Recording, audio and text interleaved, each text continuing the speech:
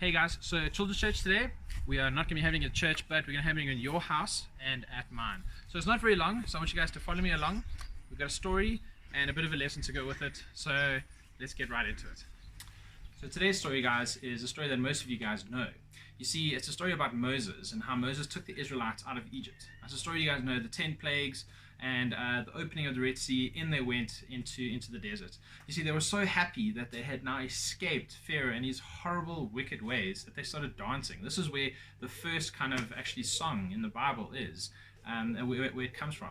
Now, something interesting is that Moses never really told them how long they were going to be in the desert for. You see, he promised them that they were going to go to the promised land, but he never said how long.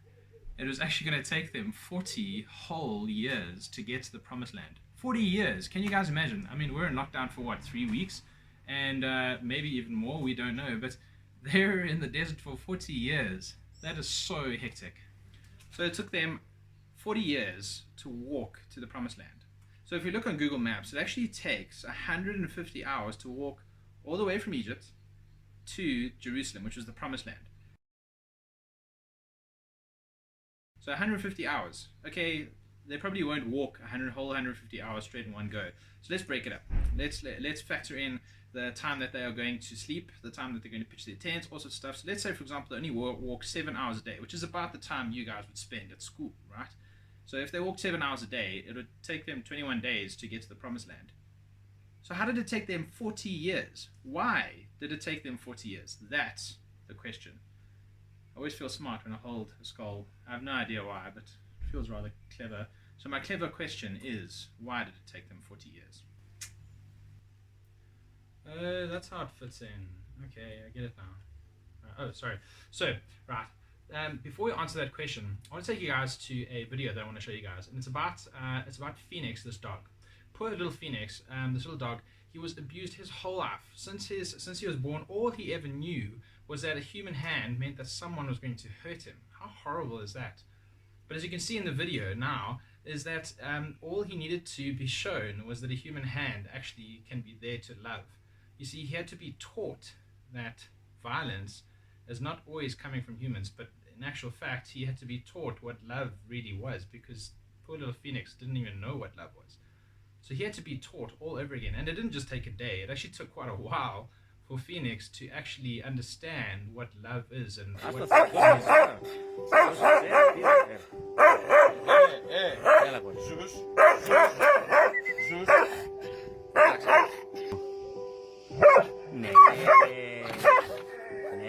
Ναι, αγόρι, ναι. Ναι.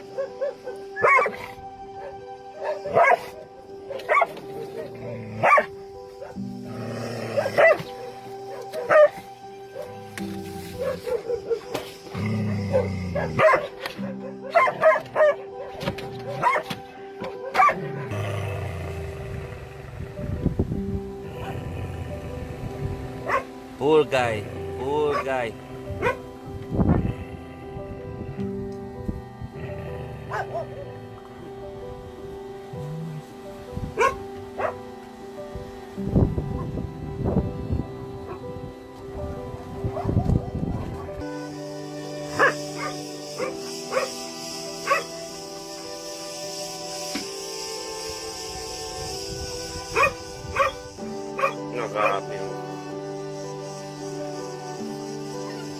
Don't bite me there.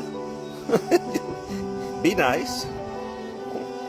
I love you too. Now he loves me. I hug him. We play together. Look at him. We are good friends. Do you know who is this dog you are holding now? He's getting very well with everyone. Look at him with everyone. It's Phoenix. The boy who was aggressive. He tried to bite me. Now he's doing great with everyone. Look at him. Yeah? So if you guys think about it like this, if the people of God were kind of like Phoenix, the dog, that they grew up in Egypt and all they were slaves to the Pharaoh, and all they actually ever knew was violence. All they knew was when Pharaoh could tell them to eat, when they could drink, when they could sleep, where they could sleep. In fact, they were slaves. They have to work every day with no pay, nothing. and they were whipped the whole time, and all they knew was violence from the Pharaoh for all their time in Egypt. So just like Phoenix, where Phoenix was actually hurt the whole time, all he knew was violence, wasn't God maybe trying to teach them something? Maybe God was trying to teach them in the 40 years actually how to be normal human beings again, or actually better than that, how to be a people of God where they can show God's love to the rest of the world. You see, we can see at the end of Phoenix's video how amazing it was. He went around to all the different people, giving them like as much love as possible. And you can imagine the people of God, that was God's vision for them. That's what was God's plan. He wanted to teach them how to be loving human beings. He wanted to teach them to be people of God. So maybe you guys can think about it like this. So something your parents have actually taught you was how to walk. See, maybe some of you guys may not remember, but when you were so small, it takes about the average baby about a year to actually start learning to walk. Stand up, stand up. There you go.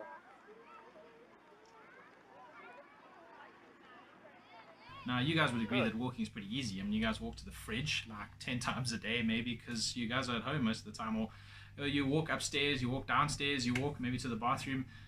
I know there's one place I don't really walk, is in the lounge when I'm reaching for the remote. I kind of do that funny stretching thing, you know, where you refuse to get up off of the couch, but you rather stretch for the remote as far as you can. But anyway, that's besides the point, is that walking is pretty easy. And it took you guys about a year to actually learn how to walk. And that's probably what God is trying to teach the people of God. It takes them a long time to actually learn how to be normal human beings. It takes a long time for someone to learn how to love. So I hope you guys can learn something from today's story.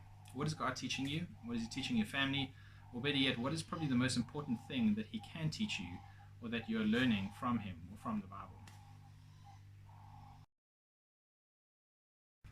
Yes, Josh, I do think you're rather intelligent. I do see you holding a skull as... I'll check you guys next week. Yes, next week would be perfect. Beautiful, beautiful.